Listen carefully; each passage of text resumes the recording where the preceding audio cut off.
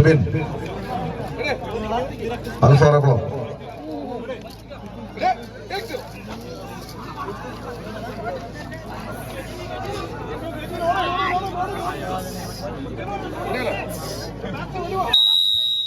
ഒരു പുറത്തേക്ക് അലൈൻസ് എളമക്കര. ഒരുപക്ഷെ ഈ കളിക്കളമല്ലെങ്കിൽ കളി ആസ്വാദകരുടെ മനസ്സിൽ നിന്ന് ഇടം പിടിച്ച് കടന്നുപോയ ഒരു പോരാട്ടത്തിന് നടുത്തളം സമ്മാനിച്ചവർ.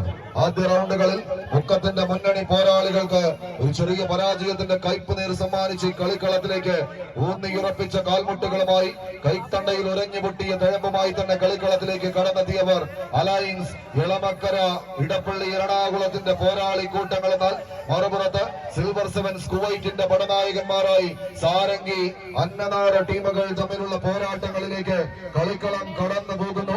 ലീഡുകൾ തങ്ങൾക്ക് അനുകൂലമാക്കിയെടുത്ത് അലൈൻസ് എളമക്കരയുടെ പോരാളികൾ അവസാന 10 അടിയുടെ തീരങ്ങളിലേക്ക് നടന്നു കയറുന്നുവെങ്കിൽ തൊട്ടടുത്ത പോരാട്ടങ്ങൾക്ക് ടീമുകൾ റെഡ് ലയൺസ് പറവൂർ, വിൻബ്രദേഴ്സ് ആറ്റുപുറം ടീമിന്റെ ക്യാപ്റ്റന്മാർ ടോസ് നിർണയത്തിനായി എത്തിച്ചേരുക.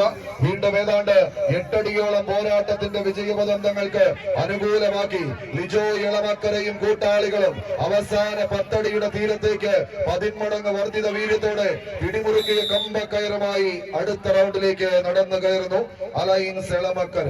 ടൂർണമെന്റിലെ